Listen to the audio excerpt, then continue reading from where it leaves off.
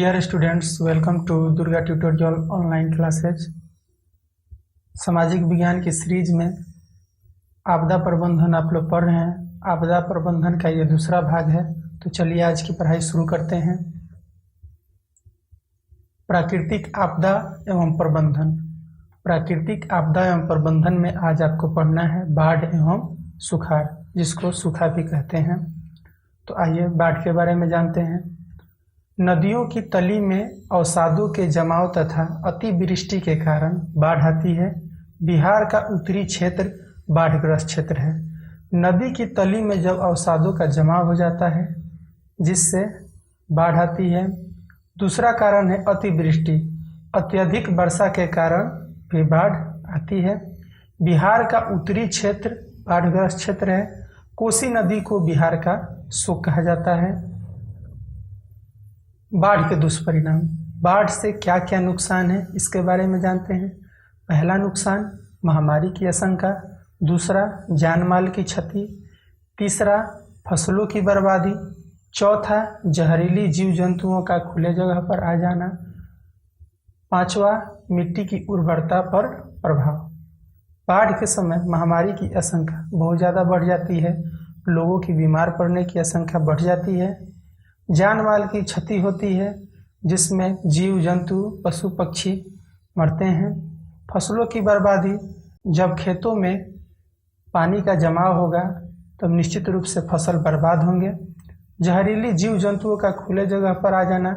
बाढ़ के समय बहुत ज़्यादा जीव जंतु खुले जगह पर आ जाते हैं बाढ़ के पानी के साथ साथ, जिससे हमेशा इंसान को खतरा रहता है। मिट्टी की उर्वरता भी प्रभावित होती है बाढ़ के पानी के कारण। अगर बाढ़ का पानी किसी भूमि पे बहुत दिन तक जमा रह जाए तो उस भूमि की उत्पादन शक्ति कम हो जाएगी। बाढ़ से लाभ।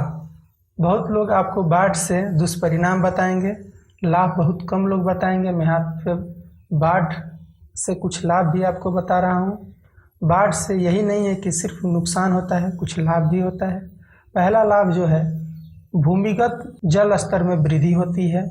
आप देखते होंगे गर्मी के मौसम में बहुत सारा हैंडपंप चापाकल सूख जाता है। अगर लंबे समय तक बाढ़ ना आए, वर्षा ना हो, तो भूमिगत जल में गिरावट आती है, जिससे कि पीने के पानी में कमी आ जाता है। पानी हमको आसानी से नहीं मिल पाता है। तो बाढ़ आने से ये एक लाभ होता है कि आपका भूमिगत जल स्तर बढ़ता है। बाढ़ से दूसरा लाभ, भूमि की उर्वरा शक्ति में वृद्धि होती है। तीसरा, खेतों की नमी में वृद्धि होती है। जब समतल क्षेत्र में बाढ़ आती है तो उसके साथ आने वाले अवसाद के कारण कुछ जगहों पर मिट्टी की उर्वरा शक्ति बढ़ जाती है। अगर बाढ़ का पानी अधिक समय तक ना इकट्ठा रहे, अगर बाढ़ का पानी अधिक समय तक इकट्ठा रहे तो उसे नुकसान होगा। लेकिन अगर वो कम समय तक किसी भूमि पर रहे तो उस भूमि के लिए लाभदायक सिद्ध हो सकता है। बाढ़ प्रबंधन के उपाय। बाढ़ प्रबंधन के उपाय में सबसे पहला है पूर्व सूचना तकनीक। पूर्व सूचना तकनीक का सहारा लेना। बांधों एवं तटबंधों का निर्माण करना।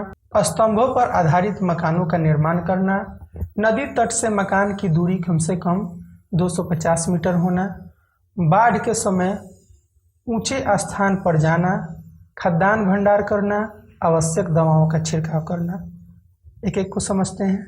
पूर्व सूचना तकनीक का सहारा लेना, जैसे कब भारी वर्षा होने वाली है, कब नहीं होने वाली है, इसकी जानकारी आप पहले से रखिए। इससे आप बाढ़ से बच सकते हैं।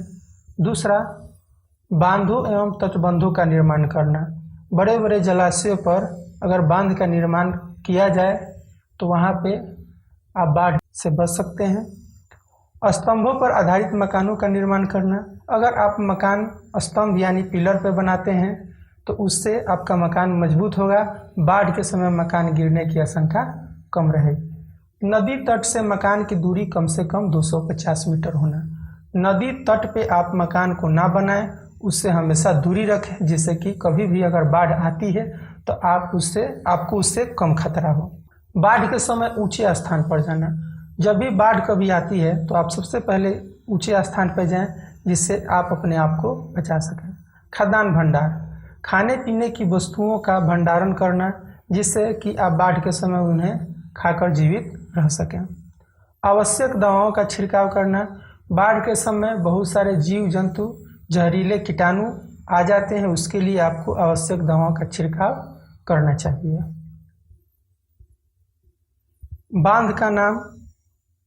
भारत के प्रमुख बांध, इसमें आप 3 कॉलम देख रहे होंगे। बांध का नाम, नदी, कृत्रिम जलाशयों का नाम। पहला है भाखरा नागल बांध जो कि सतलज नदी पे है, जलाशय का नाम है गोविंद सागर। दूसरा नर्मदा परियोजना जो कि नर्मदा नदी पर है, जलाशय का नाम है सरदार सरोवर। तीसरा नागार्जुन सागर जो कि कृष्णा नदी पे है, जलाशय का नाम है नागार्जुन सागर। चौथा कावेरी परियोजना जो कि कावेरी नदी पर है, जिसका नाम है कृष्णा सागर। रिहिंद बांध रिहिंद नदी पर है, जलाशय का नाम है पंत सागर। सुखाड़, सामान्य वर्षा से 75% कम वर्षा का होना, जिससे जल की आपूर्ति में भारी कमी आ जाती है, सुखाड़ कहलाता है। जब वर्षा सामान्य वर्षा से 75% कम हो जाए तब सुखाड़ की स्थिति आ जाती है। सुखाड़ के दुष्परिणाम। सुखाड़ से क्या क्या नुकसान है? पहला नुकसान है फसल उत्पादन में कमी, दूसरा है पेयजल का अभाव, तीसरा है चारे की कमी। सुखाड़ से सबसे पहला जो नुकसान होता है वह है फसल उत्पादन में कमी। जब भी सूखा पड़ता है तो फसल का उत्पादन कम हो जाता है। दूसरा नुकसान यह है कि पेयजल का अभाव, पीने का पानी आपको आसानी से नहीं मिल पाएगा। तीसरा है पशुओं के लिए चारे की कमी हो जाती है। सुखाड़ प्रबंधन। सुखाड़ प्रबंधन का 2 तरीका है। पहला दीर्घकालिक योजनाएं और दूसरा है अल्पकालिक योजनाएं। दीर्घकालिक योजनाएं में वैसी योजनाएं हैं जिसको आप अपनाकर लंबे समय बाद जल को प्राप्त कर सकते हैं या जल संरक्षण कर सकते हैं, जिसमें है कुआं, नहर, आहर, पाइन, तालाब, वृक्षारोपण। अल्पकालिक योजनाएं हैं जल संग्रहण, गड्ढा बनाकर जल संचित करना, बोरिंग, ट्यूबवेल से जल प्राप्त करना। ये अल्पकालिक योजनाएं हैं जिसमें आप अगर तुरंत जल चाहते हैं, कम समय में जल चाहते हैं तो पहले जल संग्रहण कीजिए, उसके बाद गड्ढा बनाकर जल को इकट्ठा करके रख सकते हैं आप, या बोरिंग ट्यूबवेल लगाकर आप जल प्राप्त कर सकते हैं। तो इसी के साथ आपका दूसरा भाग यहीं पे ख़त्म होता है। मिलते हैं अगली वीडियो में। अगर आपका कोई सुझाव हो तो हमें कमेंट करके ज़रूर बताएं। Thank you.